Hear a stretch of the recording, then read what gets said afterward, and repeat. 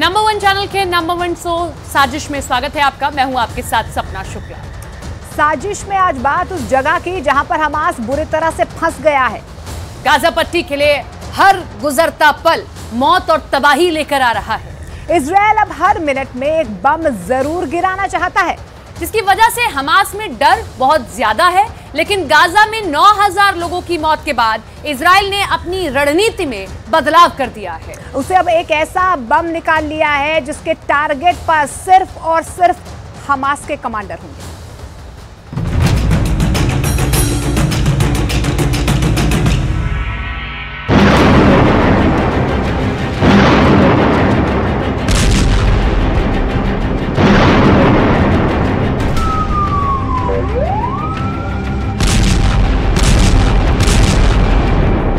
एक मिनट में एक बम की थ्योरी पर काम कर रही इजरायली आर्मी।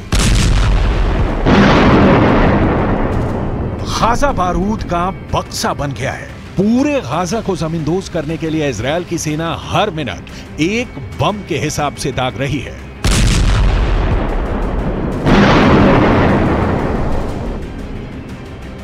गाजा पट्टी में लहराते इजरायल के झंडे को देखिए और गाजा की तबाही का अंदाजा लगाइए।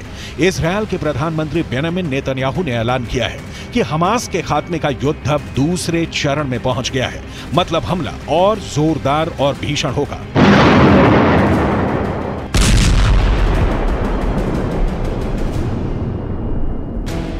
इस वक्त इजरायल बम बरसाने के लिए किसका इस्तेमाल कर रहा है, इसकी डिटेल आपको आगे दिखाएंगे। लेकिन उससे पहले जलते गाजा की सबसे ताजा तस्वीरें देखनी जरूरी हैं।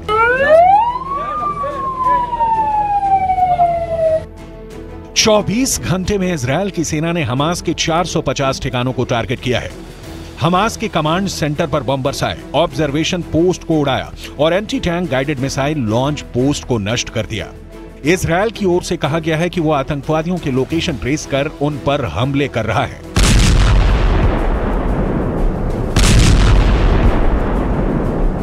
न्यूयॉर्क टाइम्स की एक रिपोर्ट के मुताबिक इजरायल ने उत्तरी गाजा को युद्ध का मैदान घोषित कर दिया है।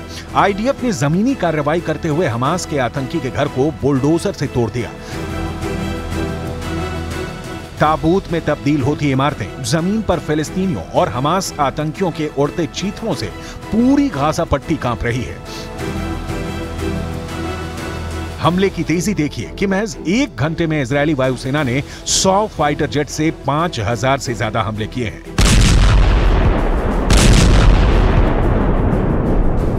नक्शे के जरिए समझिए कि इजरायल इस वक्त कितना आक्रामक है। उत्तरी गाजा में इजरायल की जमीनी लोकेशन को समझिए।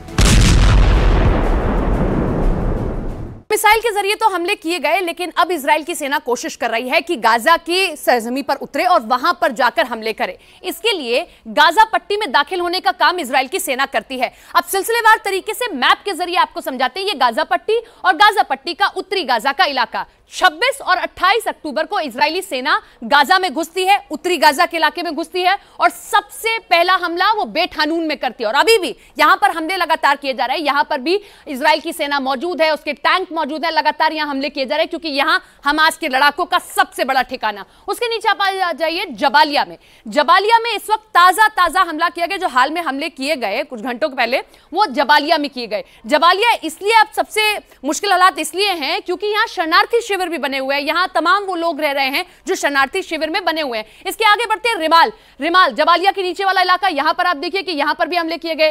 अल जदीदा, यहां पर भी लगातार हमले किए जा रहे हैं और इसी के साथ में गाजा सिटी को भी निशाने पर लिया गया है इजराइल की सेना की ओर से। और नीचे आता है जोहर अद-दिक, यहां पर भी हमले किए जा रहे हैं। जमीनी हमले का सबसे बड़ा मकसद यह है कि सुरंगों तक पहुंचा जाए जहां पर हमास के कमांडर्स अपना ठिकाना बनाए हुए हैं। पश्चिमी मीडिया के कई रिपोर्ट में दावा किया गया है कि जमीन पर आईडीएफ की स्पेशल फोर्स ने टैंक, रॉकेट, लड़ाकू बख्तरबंद से उत्तरी गाजा में हमास के ठिकानों को रौंद डाला है। इजरायल डिफेंस फोर्सेस की ओर से उत्तरी गाजा के नागरिकों को गाजा के दक्षिणी हिस्से में शिफ्ट करने को कहा गया है। गाजा पट्टी की इंच इंच की जमीन पर बमबारी हो रही है, लेकिन इस बीच हमास और हिजबुल्लाह भी नहीं रुक रहे हैं। इजराइल को उत्तर में हमास के कमांडरों का सामना करना पड़ रहा है, तो वहीं दक्षिण से हिजबुल्लाह हमले तेज कर रहा है। इजराइल इस वक्त 2 फ्रंट वॉर लड़ रहा है और इस परिस्थिति में इजराइल लगातार हमले तेज कर रहा है ताकि एक मोर्चे को तबाह करके दूसरे मोर्चे पर पूरी ताकत के साथ युद्ध लड़ा जा सके। בעזה אנחנו מתקדמים בשלבי המלחמה. הלילה כוחות צה"ל נכנסו לשטח צפון רצועת עזה והרחיבו את הפעילות הקרקעית. בפעילות זו לוקחים חלק כוחות חי"ר, שריון, הנדסה וארטילריה שמלווים באש כבדה. अल जजीरा चैनल ने दावा किया है कि उत्तरी गाजा के एक हिस्से में इजराइल के हवाई हमले में 100 से ज्यादा लोगों की मौत महज 5 मिनट के अंदर हुई है। हमास का चीफ इस्माइल हानिया और हमास का टॉप लीडर याया सिनवार भी रात भर हुए इजरायली हमलों को देखकर बौखलाए हुए हैं। ईरान और तुर्की भी इजराइल के भीषण हमलों को देखकर दंग है। तुर्की के राष्ट्रपति तैयब एर्दोआन का नया ऐलान सुनिए। İsrail tam 22 gündür açıkça savaş suçu işliyor. Şimdi İsrail, biz de seni savaş suçlusu olarak dünyaya ilan edeceğiz. तुर्की सीन में पहली बार नहीं दिख रहा है, लेकिन तुर्की के पास करने के लिए ज्यादा कुछ नहीं बचा। तुर्की के मैदान में आने की सूरत में जो तय है वो ये कि बाइडन के बम भी एक्टिवेट होंगे और तब ईरान भी सीन में होगा। मतलब जलता गाजा एशिया को ही नहीं पूरी दुनिया को अपनी चपेट में लेने की राक्षसी ताकत रखता है। इजराइल ने अपने राजनयिकों को तुर्की से निकालकर क्लियर एंड लाउड मैसेज दिया है कि जो हमास के साथ हैं वो इजराइल का दुश्मन है।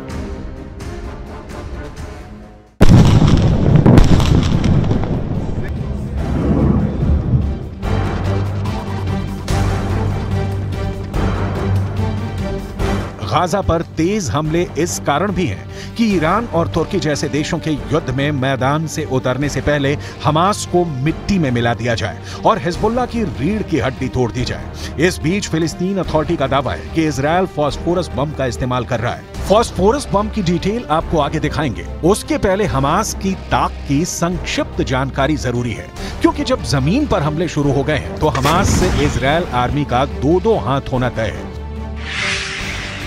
हमास के पास एक रिपोर्ट के मुताबिक 30 से 40 हजार लड़ाके होने का अनुमान है। हमास के पास ईरान में बने रॉकेट, मिसाइल और दूसरे अत्याधुनिक हथियार हैं। ताजा हमले में भी उसने सतह से सतह पर मार करने वाली ईरानी मिसाइल फज्र 3 का इस्तेमाल किया।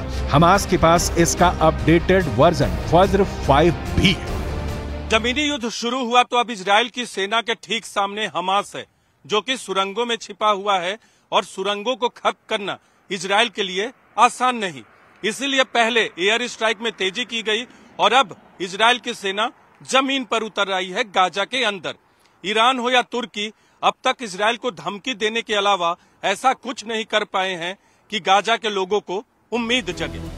गाजा पट्टी में कुछ जगहों पर हजारों लोगों की भीड़ फिलिस्तीनी शरणार्थियों के लिए संयुक्त राष्ट्र की राहत एजेंसी UNRWA के गोदामों में घुस गई और तोड़फोड़ करते हुए गेहूं, आटा, बिस्तर जैसी बुनियादी जरूरत की चीजें जबरदस्ती उठा ले गई। गाजा के UNRWA प्रमुख थॉमस वाइट ने कहा है, 3 हफ्ते से युद्ध जारी है और पूरे शहर की कड़ी घेराबंदी है। ऐसे में अब यहाँ सिविल ऑर्डर चरमराने लगा है।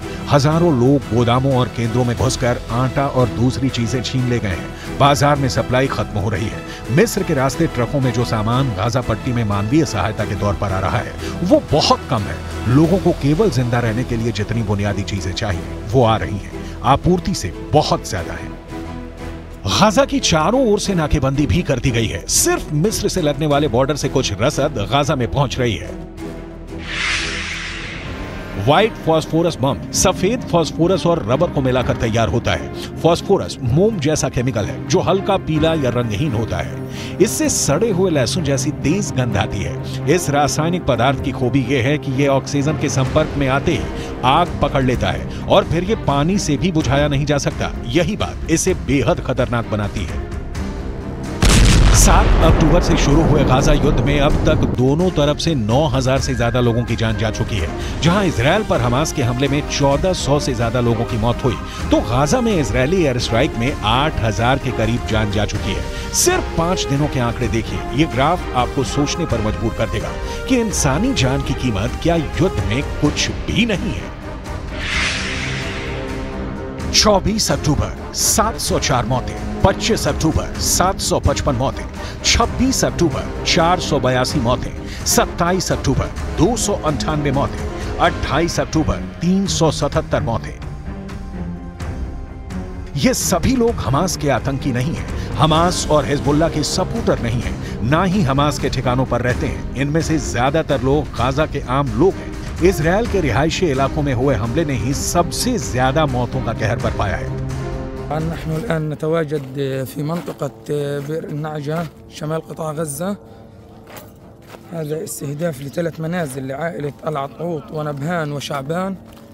كما تشاهدون حجم الدمار في المكان. कहा जा रहा है कि सुरंगों में छिपे हमास के खूंखार लड़ाकों से अभी इजरायल का आमना सामना होना बाकी है। अब सवाल उठता है कि इजरायल के तेज हमलों से हमास के लड़ाके बचेंगे, उसके बाद तो इजरायल से भिड़ेंगे। इजरायल की रणनीति है कि वो सुरंगों में घुसकर हमास को नेस्तोनाबूद कर देगा। इजरायल फुल फ्लेज्ड इस वक्त यही कर रहा है।